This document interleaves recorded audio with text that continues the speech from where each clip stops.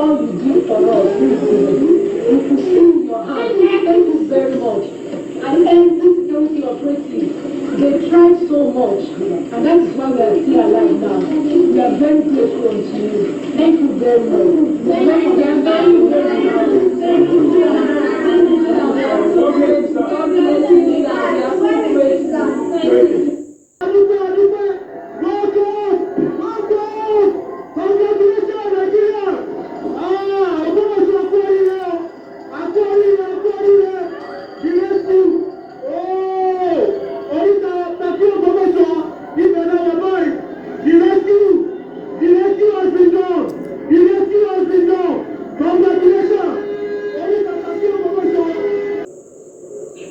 Thank you so much.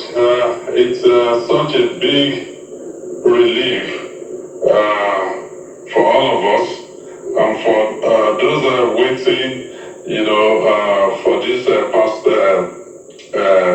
57 days. I think it's a big relief for all of us, and we'll use the opportunity to say. Thank you to our service commanders, the Nigerian police, the DSS, the military, and the high command, and of course the president. Yeah, well, eventually, finally, after like 57 days in captivity, the Oyo kidnapping case has been, brought to its conclusion. All 36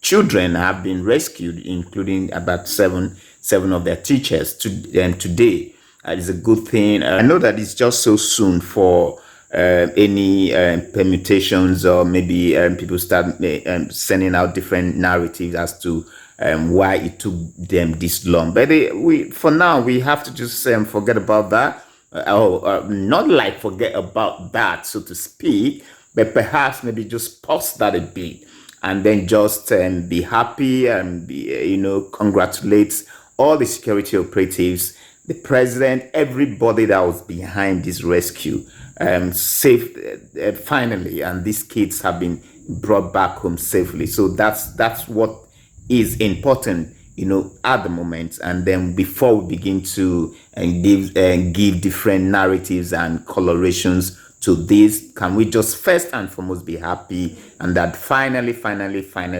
we can heave a sigh of relief. Except they never committed any offense, except that they wanted education, just to be educated in their country, only for them to be kidnapped, because of the heightened insecurity situations that we're facing and we continue to face.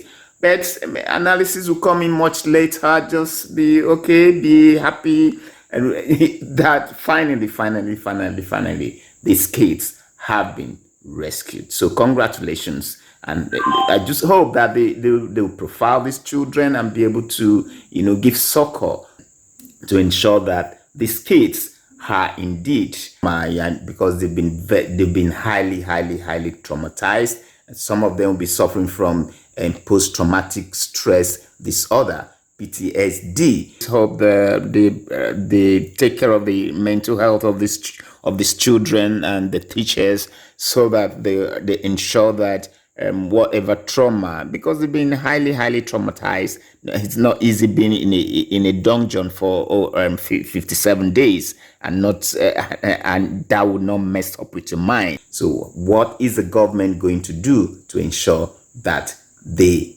are properly taken care of? So congratulations. This is not the time for long speeches. Let's just be happy that they are back home safely.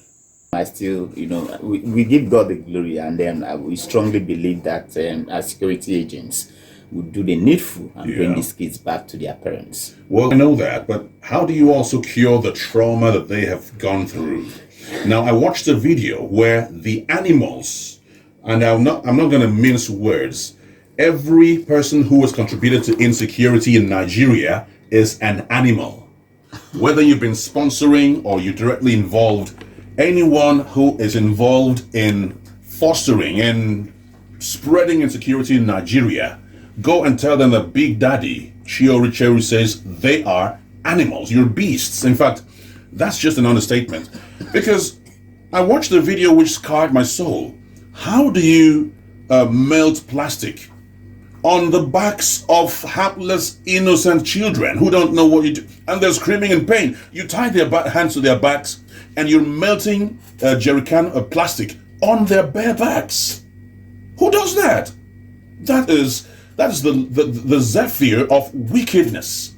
They're beasts. Wow. In fact, as you're just saying these things, you can see the goosebumps, on my body right now. I mean, for goodness sake, when I say these guys are devils, I mean, I'm not. No, devils are good, please. Don't call them devils. I'm not mincing words. The kind of audacity that these people have, for me, Is it audacity or cowardice? I just feel that they're so audacious. When you're audacious, it probably means audacious is a good word. It probably means that maybe you feel that you're not going to be brought to book.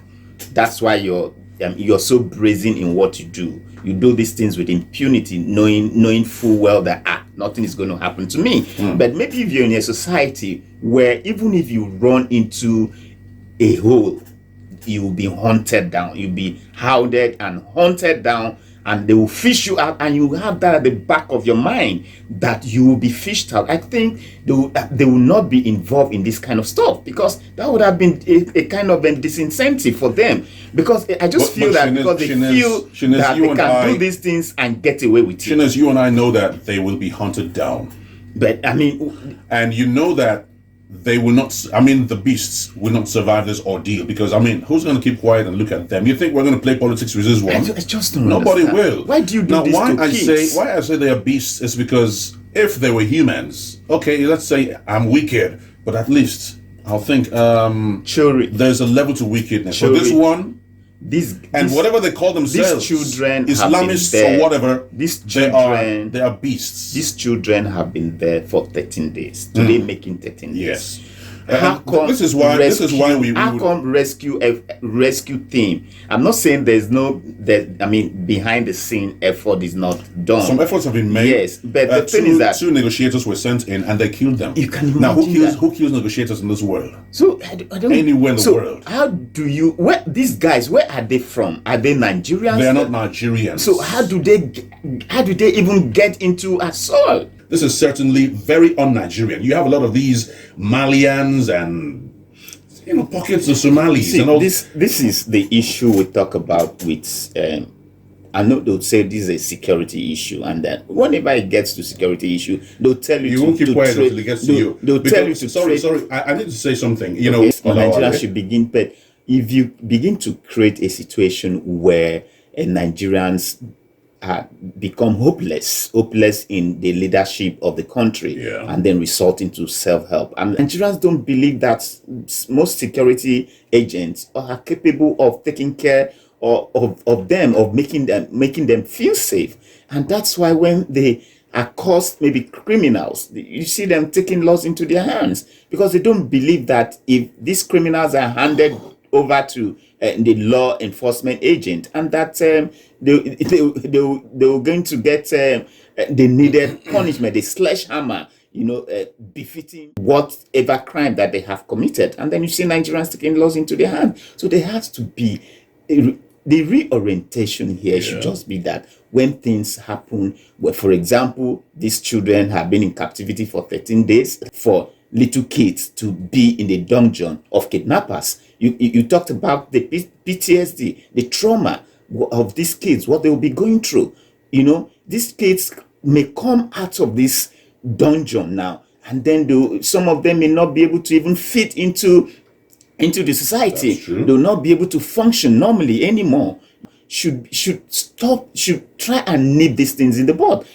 For goodness sake, you just said that 2 negotiators went there and they were exterminated. And the question is, how did the negotiators even get there? That means there's a communication. There must have been a communication. When it comes to insecurity, it's been a norm from hundreds of years. Okay, whenever there's a crisis like this, negotiators are never touched. That's why Gumi has not been arrested. He's a negotiator. So that's what I mean. The criminals now, the kidnappers, as it were now, I'm sure they have exchanged some form of communication. Yes, there are people who are trained. There are people who are trained for that. So why can't they be traced? I mean, I don't know. Why can't they be traced? Now, it's not the work of why the negotiator. Can't they use? No, I'm not talking about the negotiator. I'm not talking about the negotiator and disclosing their location. That's not what I'm saying. If you did that, then what I'm saying is this: as there is a constant communication, yeah, are they not using network? Is it not satellite? Can't it be traced? That's just the point I'm making.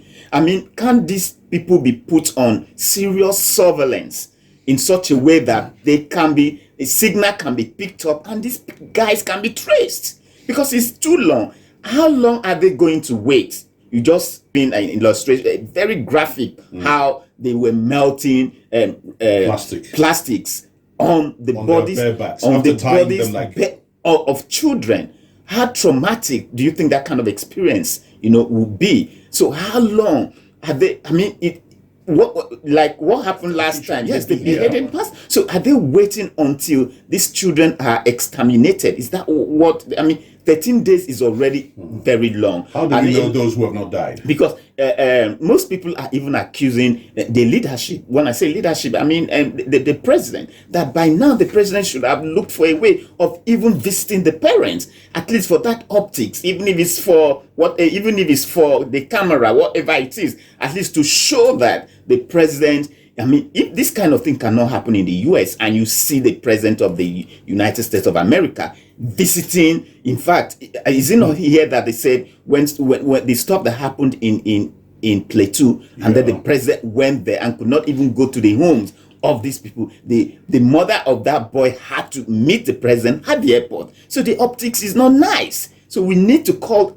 say these things the way, because it gives an impression that we don't value human lives here. Every day we hear these things, how Nigerians have been kidnapped, massacred, maimed, and then it doesn't even feel like anything anymore. It's been normalized. It's like it's something that keeps reoccurring. Before you know it now, it becomes a norm. Fellow Nigerians, well, I'm not a head of state, but I mean, I can use it too. You're beginning to sound like Abacha. But who knows? My brother, Abacha won't keep quiet for these bandits. I'm telling you. Hold on. Now, let's look at it. Abacha. And then you go to Oyo State or Kano or anywhere. Or Chibok. So, but is it the political will? But is it the political will? It's about the political will. So now, Abacha doesn't care about he doesn't care about your human rights record. He'll call the chief of army staff. I want you to wipe them out in the next 48 hours. Sinful. And then he goes on air. Fellow Nigerians, it is with sacred. It is with whatever But we shall deal with it decisively, and something will happen. But Chori, in as much as I know some people will be missing. No, I'm not missing them. But the thing is, I'm not missing them. I'm not missing them. I say some people. I like this democracy we have. Yes, I know. That's what they'll tell you. It's an experiment, and it's going to work. That's what they'll tell you, that the worst democracy is still far better than the best military junta. I beg to differ. Because the democracy in Cameroon has never been Jesus. No, I'm not talking about Cameroon. I'm talking about Nigeria. Okay, no, fine. For goodness sake, why are you taking me to Cameroon? Because what is happening in Cameroon can never happen here. Even when the military was it here, can never happen. Never happened so, here. But what I'm saying that in Nigeria, they will tell you, yes, in Nigeria, that the worst is true. Democracy is still better than the best military junta. Because why? Look at it, we're here expressing our opinion, talking about variety of things. They would have gagged us since. But I mean, if it were to be a military era, you just said something against maybe. Trust me. That kind of stuff. If this was the military era, while Gladiators is going on, they'll come in. Hey, oh boy, off that microphone. So that's it. And then you hear that Shanice has been arrested and she already escaped. So why know you and then I escaped? No. I have to escape. Anyway.